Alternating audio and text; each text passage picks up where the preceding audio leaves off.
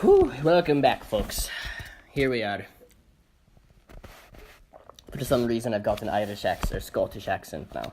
That is not the case, because I'm not Scottish. I am some sort of crazy British man reading this book. This is, The Archetypes and the Collective Unconscious by Carl Jung. Again, we are moving on to the paragraph that's been numbered paragraph 94. If you're not familiar with 92 and 93, please check the previous videos. The idea of a second birth is found at all times and in all places. Again, starting off, I don't even know what he's talking about. In the earliest beginnings of medicine, it was a magical means of healing.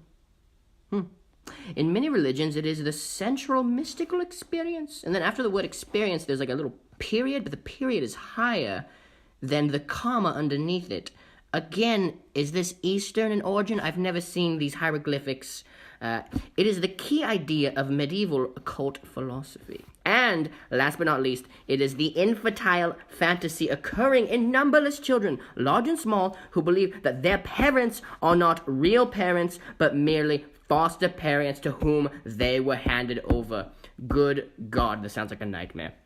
And then he goes on to describe this man. His name is Benvenuto Cellini. It sounds like some sort of linguine sausage company, if you ask me. But it's Benvenuto Cellini. He has also had this idea. Whew, deep breaths, people, deep breaths. As he himself relates in his autobiography, period. That is the end of paragraph 94. I'm glad we got through that, because this next one's going to be a doozy, folks. Takes about a whole paragraph. Well, obviously it takes a whole paragraph. It takes about half a page is what I'm trying to say. Yeah, guess what? Bonus, we're going to read number 95 now. Now, it is absolutely out of the question that all of the individuals who believe in a dual descent have in reality always had, turn the page, two mothers. Wait a minute, let me reread this. Dual descent have in reality always had, turn the page, two mothers. I read it correctly. I don't know what he's going on about now. Or conversely, that those few who shared Leonardo's fate have infected the rest of humanity with their complex? Good God, this is horrible. Rather, one cannot avoid the assumption that the universal occurrence of the dual birth motif, together with the fantasy of the two mothers, answers an omnipresent human need which is reflected in these motifs? Good God, what am I reading here?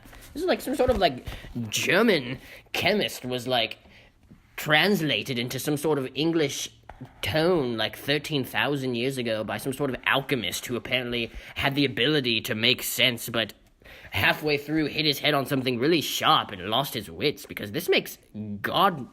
I don't know what I'm going on about. I'm lost. I'm going to close the book. We're ending here, folks. The next section will be... We're going to start on paragraph 96 next, because 95, there's nothing promising happening with this one. Stay tuned. I'll see you later.